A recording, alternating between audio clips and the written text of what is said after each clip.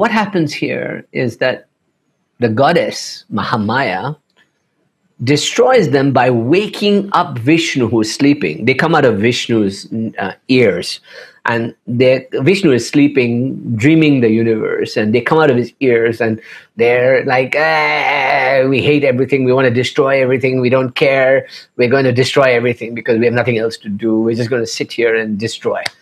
And so they start destroying things, and in order for the goddess to destroy them, she has to stir the universe into being.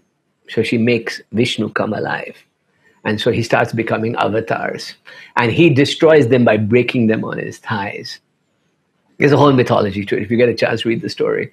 But basically what it means is that you have to wake up willpower, rajasic nature in you to destroy your tamasic demons, your rakshasas or your tamas.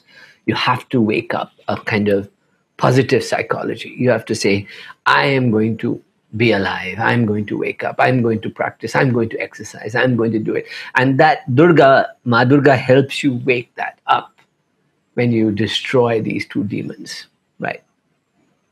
And so there's a great picture of the two of them and Brahma and Vishnu, and he comes and kills them all. And you're basically, Mahakali is the form here because she is beyond time. She is the mother beyond time. So you chant Cream and that destroys them. Cream or Stream, Tara, Stream or Chamundaya also. Aim Hreem Kleem Chamundaya Viche lights the fire and gets the rajasic energy going, prana going. So you get rid of that bad karma. That's the first ego. The second ego is Mahesh Asura, which is that when you start getting rajasic power, something interesting happens. You start becoming arrogant. You start micromanaging people. You start bullying people. You start telling people what to do. You start thinking of yourself as important.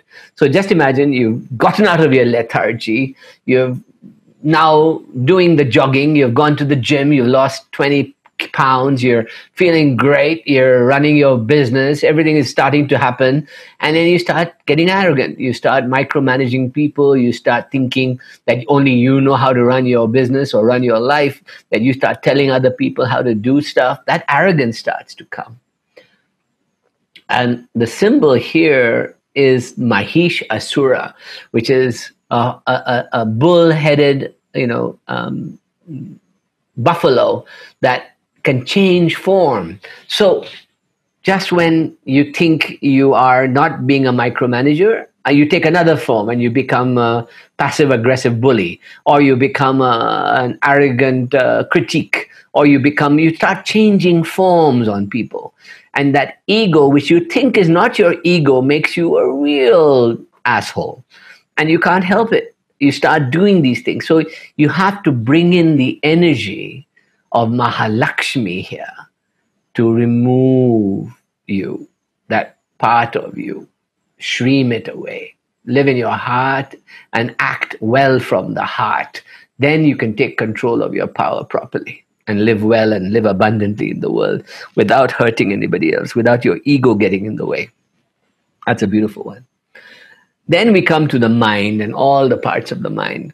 And the first goddess, the first demons that Durga kills when she comes into form as Saraswati and Parvati in the upper part of her body, or your body, is that we're now come through Mahakali, Mahalakshmi, and now we're coming to Mahasaraswati, and we come to Lakshmi, Parvati also, which is the other form of Lalita Tripura Sundari. And here, she manifests Chamundaya, Kali, as the dangerous jungle, dark goddess that comes and destroys two things. Chanda, the argumentative mind, and Munda, the headless body, the charging body, the kind of headless chicken that you are, driven by your hormones and your food. So you're dealing in the belly button and the heart and the head with two tendencies: the chattering, argumentative mind that's continuously criticizing you and saying, my God, I can't do anything, you're useless, you can't do it. And the other side of you, which is just headless body that says, I need sugar, I need food, I need sex, I need something, I can't deal with anything, I need it all right now.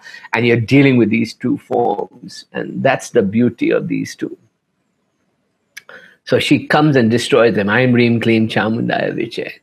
Then the next delusion, ego we destroy, or Asura, is called Rakta Bija, the non-stop chattering mind that keeps on coming into your head. You know, just the moment you thought you've got rid of one bad idea, another one bubbles up. So the metaphor here is that when Durga cut off one head of the demon, Rakta Bija, the head would fall on the ground, and from the blood, another body would come, or Rakta Bija would come into being. So just imagine that every time you have got rid of one bad thought, another one pops up very quickly and sabotages your whole life. So how do we get rid of it? So she produces Kali, who sticks her tongue out, and as she cuts off each head with her cutlass, she has a bowl, and with her tongue she scoops up the blood and puts it into a bowl so that it cannot be replicated. Cuts it off. And that's why you see Kali standing there with the head cut off of Rakta Bija and the bowl holding the blood that's dropping. So, and she puts her tongue down to drink up any blood that's left. So she removes that repetitious mind by chanting Kali and Chamundaya. Then, what do? This is one that's not normally used in the Chandi storytelling, but it is part of the Chandi part. It is called Dhumra Lochana, which means the foggy, deluded mind. So just imagine that part of you that just as you're about to start a project, just as you're about to get going, you've cleaned up your stuff, you've got your energy up, you've got yourself ready, you've gotten rid of the chattering negativity, you've gotten rid of the fear and the overeating and the binging you've been doing, you've gotten rid of all this stuff, you've gotten rid of the chatter going on and all that stuff, but there's still one useless thing that keeps coming.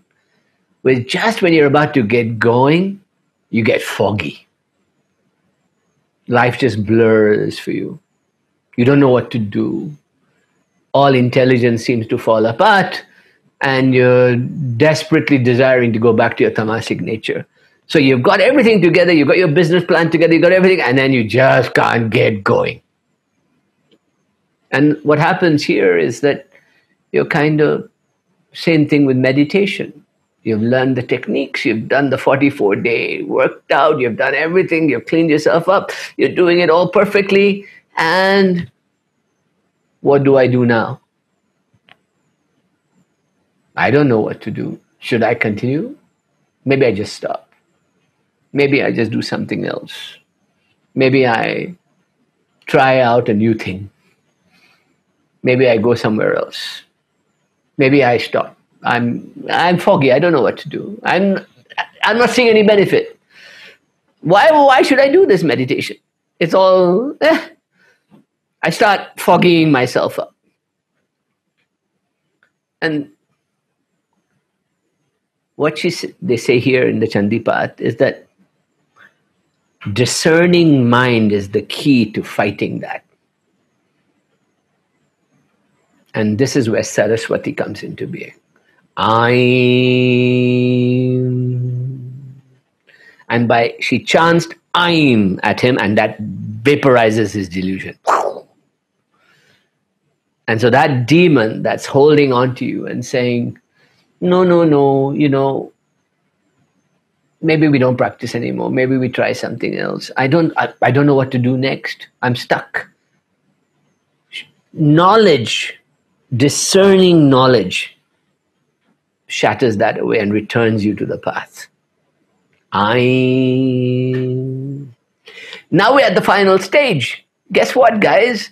You're meditating. You're practicing every day. You've done your breathing. You've got your mind clear. You've got your business plan ready. Everything is all go, go, go. And you still got something left.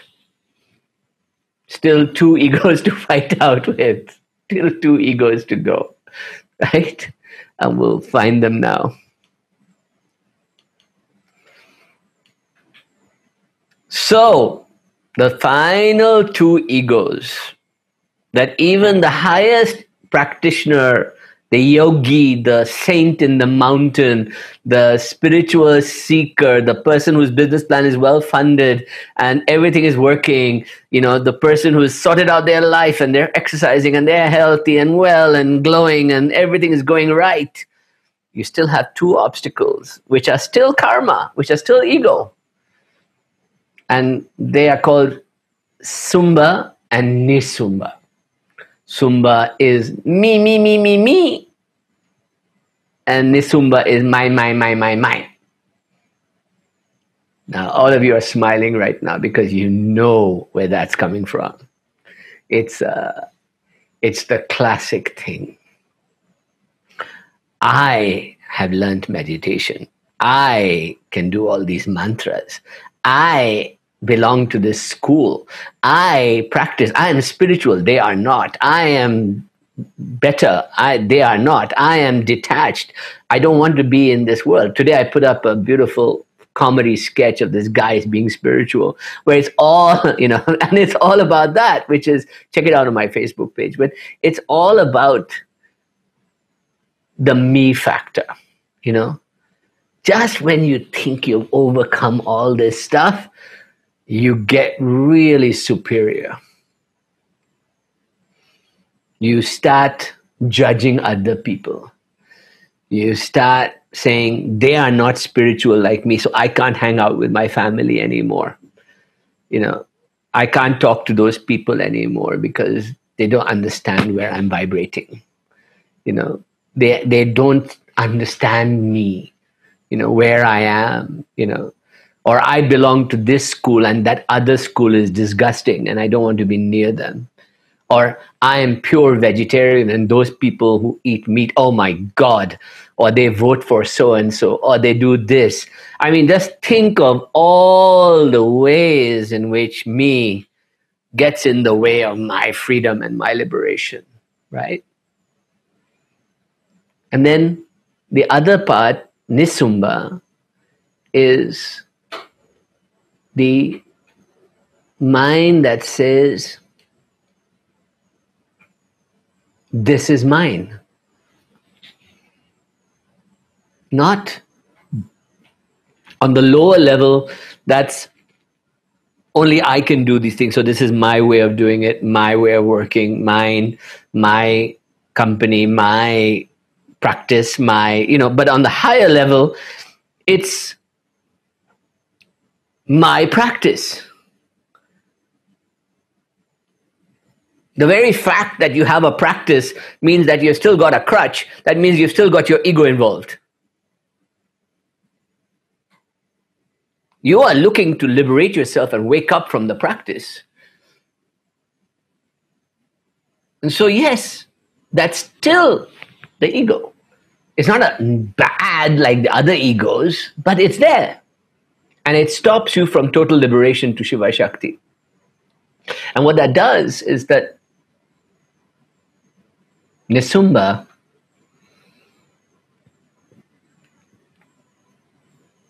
even advanced states of thinking like, this is my practice, my way, my method. You've still got a self-identity going on. So in Kashmir Shaivism, we talked about Prakta Vigna, right? Which means that there's no me left. I recognize myself as it. I'm it. I am that vast consciousness that I'm looking for. And therefore there is no me, namaha, all gone. So at that very moment, Ma Durga comes and cuts off your. And where does she cut you? In the middle at the Manipura. And she cuts your head. So your Nisumba and Sumba, stomach and head are cut off. You become Chinamista. You lose self-identity. And you dissolve into the vast nothingness. And you become everythingness. These are the 9 steps to liberation.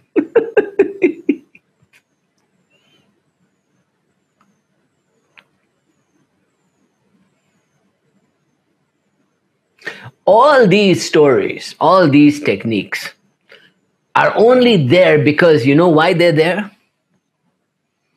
Because you don't want to wake up right now, like I said in the beginning. You want a story. You don't want to wake up. If you wanted to wake up, there'd be no story. You'd be like a Zen master. Ah, I wake up. Ah, I wake up. Ah, I wake up. Then you tell stories for fun. Oh, I tell you a story. And you change the story around and mess people's brains. I do that with you guys. You don't even know it. I keep messing your brains up. Then I get people coming to me, but you said that. I said, ah, good, you were listening. That's a very good sign. Attention.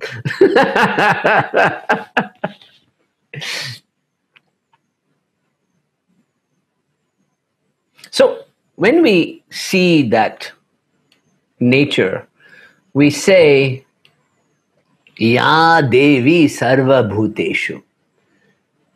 Just, you are everything. So I give up my cling to reality. I just dissolve into you, Ya Devi. And the end of the Devi Mahatmya, the Chandi path, is that, yes, mother, I agree. I've given up my ego. I am now with you completely. Destroy my ego, mother. And then I sit in the belly button and I go, Aim Reem Gleam Chamundaya Viche, Aim Reem Gleam Chamundaya Viche, Aim Reem Gleam Chamundaya Viche. Isn't that nice? But then I go back to my first point with you. What's the use?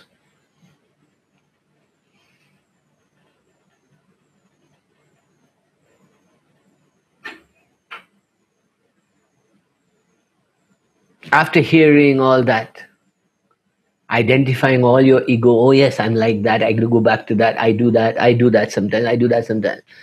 So what? Wake up. What does waking up mean? Waking up doesn't mean identifying which ego you fit into and sorting it out. Waking up means, I'm not that.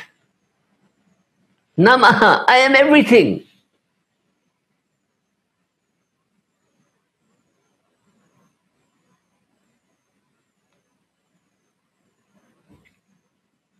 I am everything and I am nothing. Shri Matri Namaha. Even the mother is not real. It's me. There is no Shiva. There is no other. There's just me. And my consciousness expanding. So when I go into that Turiya state and the mother removes my ego, and I go to that state of Turiya, in that 4th state of consciousness where we go into bliss, and I see everything and I'm aware of everything. The most important thing is I have dissolved the I. There is no I left. It doesn't mean that I still don't exist. Yes, I can see myself existing. I can see myself in the 3 worlds. I can see myself trying to be a good person. I can see myself trying to energize. I can see myself overcoming my tamas. I can see myself being good in the heart and trying out things. I can see myself succeeding in my business and attracting money. I can see myself giving love and being compassionate and kind. I can see myself overcoming my stupid blocks and arrogances and ego. I can see them all. But I don't have to be so involved all the time. I can see them like I'm watching a painting. Detached observer of my own life in drama, of the Mahamaya that I'm going through. That is the toughest one. So when you say wake up, you want to wake up into that non-dual, no me, no that state of observation from which I see all this drama going on. And then I'm free.